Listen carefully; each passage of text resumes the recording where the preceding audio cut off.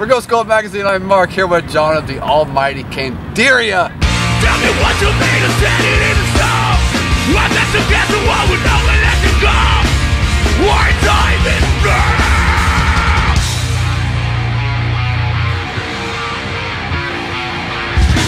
How are you, sir? What's up, man? How are you? Thank you for having me. I am the happiest kid alive because Candiria is back and there's a new record coming in October. Is that still kind of surreal to you? Not surreal. I will not use the word surreal simply because we are working really, really hard right now. So we're in the thick of it, you know, and we're just like right now. It's all about just game face, you know. It was surreal when like the record was being mixed and being mastered. Now it's like fucking game face. Oh my god, the record's done. We're psyched. Now you're in the place like mentally I was. I'm freaking out right now. Fuck yeah, dude. And I'm freaking out. I'm freaking out too, but it's different. It's a little bit different. All right. It's more like it's real. Now I'm really freaking out. Yeah, it's actually happening. It's happening for real. Well, why was this the time for you guys after 7 years to release your first full length, do you think? Well, a few reasons. First of all, I worked with our original drummer, Ken Shock, and we worked on a 7-inch together. And we put 2 songs out on it and a 7-inch called the Invader 7-inch. And we worked on that. And that stirred up some interest in the band. Thank you very much. Thank you. It stirred interest in the band members. Okay. And then we started talking about what we were going to do. And Carly started, you know, discussing things. And then I met Brian Slagle from Metal Blade Records. I met him through a mutual friend, Chris Santos, a great friend of mine. And after meeting him, I said to my buddy Chris, I said, do you think it would be okay if you like set up a dinner or a meeting for me and Brian to sit down and discuss, you know, the possibility of working with Candiria? And then me and my bass player Mike, we sat down with Brian Slagle and we had a conversation and he loved the idea. And that was really the thing. Our meeting with him and like just getting to know him was just such a I don't know, man. That dude is just so amazing, and he's like a legend in his own right. He's done everything. And his expectations for what we wanted to do, because at the time all we wanted to do was make a record. His expectations were so realistic. He was like, "Look, you guys, you know, you're in your 40s now, whatever. You're a little older now. You don't want to tour, whatever. We'll do something." Like he was just so realistic about the whole thing. And then we walked away, and basically. My mind frame was like, I want to make a record for that dude. Like that's the guy. He loves this band and he's into it. And like now I have like this, you know, I have this person in my mind that I want that dude to hear the record and just love it and be blown away by it. And that's not something that happens to me often. I'm just like, it's really it's a real selfish thing with me with music and art. I'm just like, fuck everyone. It's all about me and what I want and what I love.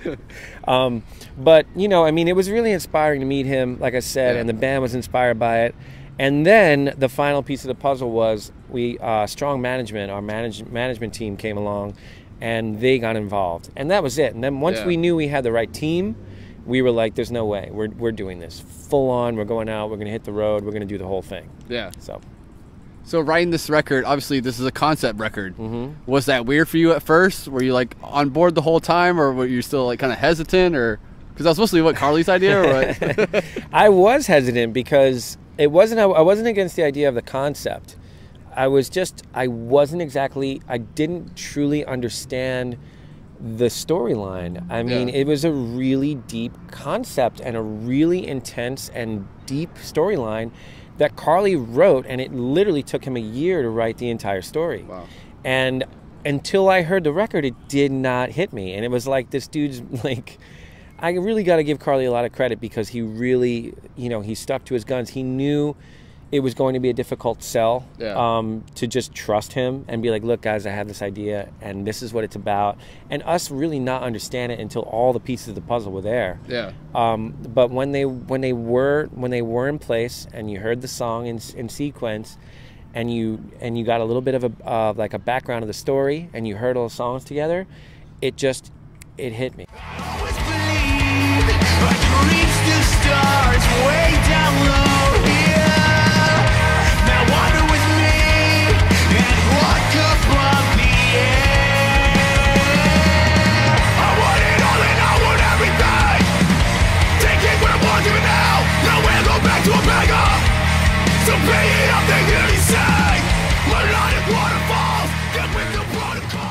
Even with this new record, there's the Candiria sound, but then you always throw in something new, like the song "Opaque" is just ridiculous. Oh well, thank you very much. I mean, that song is like, thank you. That's one of the songs I'm just like, how the hell did they pull this off? Thank you, man. And you did. Even like the first single that you released. I mean, the little jazz section in the middle. You guys continue to evolve even 20 years later. Thank you. Which is just mind blowing. Thanks, man. It's just, like for you, just like trying to evolve, to get better, to throw new things. Is that still like the mindset? Well, you know what it is? It's two things. I mean, there's a side of us that just love exploring new musical ideas, new ideas. I mean, we're constantly looking for new ways to do something that we have been doing for a very long time. Yeah. And I just did an interview recently, and I described an idea to the guy that was, talking. I was like, I hope I'm not boring you. He's like, no, this is really interesting to hear you talk about this, because I never really thought about it that way. And what I was trying to explain to him was like, it's not that we incorporate different styles of music all the time. It's not like all of a sudden a band turns into a polka band, or all of a sudden you're hearing us play like flamenco music. It's that we play metal music inspired by other different types of music, So we'll take a Latin rhythmic feel and we'll put that on a guitar riff, you know what I mean? Yeah. And it'll just be like, and that's where the musicality comes really in full force for this band, is our idea of like taking every kind of music that we love and adore, that we've heard our whole lives growing up here, and incorporating it in our metal and our hardcore and in our post-punk or whatever we're trying to do, As far as Opaque goes, I'm actually glad you mentioned that song, because it's ridiculous. Thank you, man. Ridiculous. I'm glad you dig it, because I was even like, we are gonna piss a lot of people off with this one. and I was gonna say, that's the other part of me and the band. It's just like, you know what? Bring the haters. Yeah. Bring it. We don't. I mean, if it's gonna get that far, you're not really a true fan of this band if you didn't strap in and just jump on for the entire ride. Yeah. If you're a fan of Serialistic Madness and that's all you can listen to, and that's the only Candiria you like, thank you very much. Love you for it. But we got other things to do. Yeah, we already made that record. We already made Beyond Reasonable Doubt. We made Processes of Development, 300% Test. We made these records already. We're not the type of band that's going to make the same record over and over again. We're never going to do that. Yeah. We will not. We'll break up, because we will never be happy being that band. Yeah. We need to constantly change and constantly challenge ourselves and constantly challenge our listeners. Because we want. Not only do we want our fans to just stick with us and trust us along the way, but we want to meet new fans. We want to broaden our horizons. We want to do what we want to do, and we want our fans to have faith in us and just trust what the hell we're doing. Yeah. Because you know what?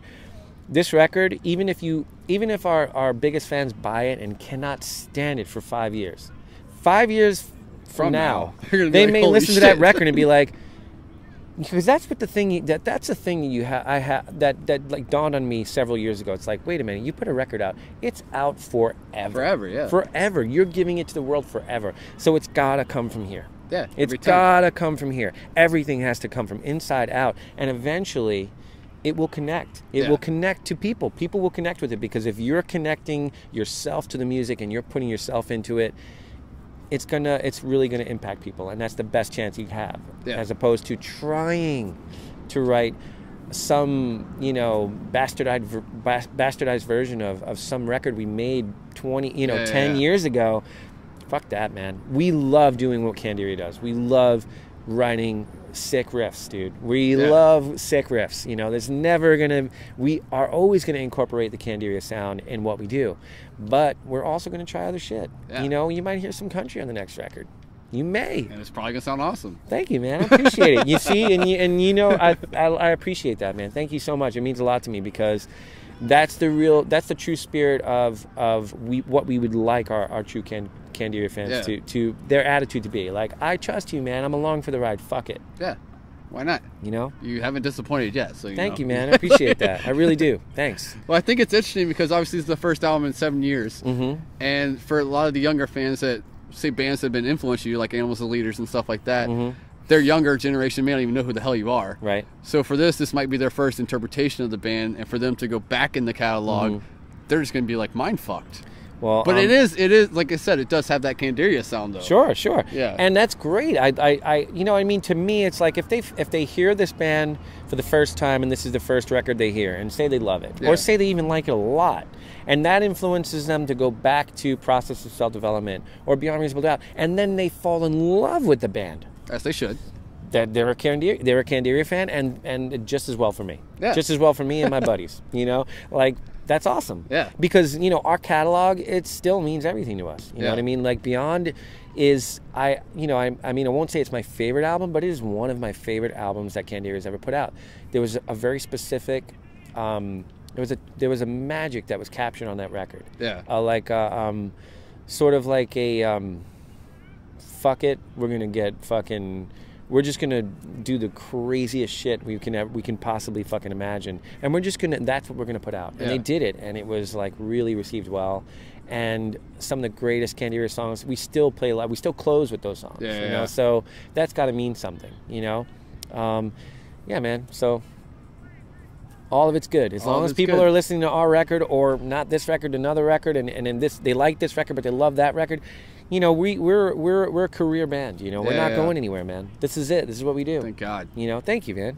And also, you're touring the world next month. Yeah. With your buddies. Yeah. Yeah. And does the rest of the world actually get to see you? Obviously, we're talking about the NYC tour, but is there future touring in the works? Because obviously, fans in other areas are begging. Good question. I will admit I was a little apprehensive about calling it the 5-borough world tour or whatever like that. But my band members, you know, they reassured me, like, look, dude. First of all, if we piss anybody off, fuck them. Yeah. You know, I mean, sorry if I'm using some bad language here, but, you know, screw them. You know, like, they just don't understand. This is a concept album, and the concept takes place in this world, in New York City, 5 boroughs. This is where it happens. So that's the world we're really speaking about. And it's also our world. This is where we all grew up. We are all native New Yorkers, and this is our hometown. Yeah. Every member, even the new guys, they're all from here. So this is really what that means to us. We would like to show our love to each borough for all the love we've received over the years. And that's what this is about. That's why we're playing Alfie's that doesn't even have a PA system. We have to supply one in the Bronx. But that's the point of this whole thing. But getting to the bigger question, which is, are we going to hit the road and do more? Absolutely, man. Good. We're probably going to be out in November. It's not 100% sealed. We haven't sealed a deal 100%, but I'm pretty certain at this point I can say we're going to hit the Midwest, and we're going to go up to Canada in mid-November. And then we come back. There's some things going on in the beginning of December that we have to be here for. But we're gonna support this album fully, man. We're gonna go to Europe. We're gonna go to Japan. We're gonna do all of the, you know, we're gonna do as much of the states as the states will have us. Yeah. And we're doing it, man. We're doing it all the way, dude. Very cool, man. Yeah, man. Well, we will let you go. We'll finish watching the softball game over here. Yes. But you guys, obviously, you've been in the band since '97. The band's been around for many, many years, and you guys continue to drive. You've been through hell with the wreck. You've come back, and you persevered, and this album's fucking beautiful. The one word to describe why you still do this and why you're still so goddamn good at it, what would it be? Selfishness. Selfishness? That's interesting. No, passion. Passion. That's the word, not selfishness. That's a joke. Yeah. When I say selfishness, I mean, you know, most of the music that most artists are cathartic. It's a cathartic process, man, you know? And that's really like what I think what most artists and musicians get. If you don't get money, if you don't make money, you get to put your fucking heart and soul out there for the world to appreciate. And you get to, it's like therapy, man. Art and music for me, it's like therapy. Yeah. I'm a really happy person. Why? Because I get to sing songs about my misery, and I get to fucking paint crazy pictures about my misery, or fucking do some crazy concept album and get to rock the hell out and get that shit out of me. Wow.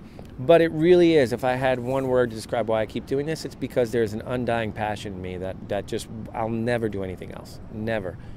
I don't think you're supposed to, because what you do is fucking incredible. Thank you so much, Everybody in the band, you can tell. Thank you, man. Thank you. I love it, man. And I can definitely speak for the rest of the guys in the band, and that's the reason we still do this. There's an undying passion in all of us to just continue playing music and continue making art and cool records and concepts and this and that and being a part of cool shit. Fuck yeah, man. That's fucking beautiful. Well, while they were sleeping. Thank you, October 7th on Metal Blade Records, the mighty Candiria, support them.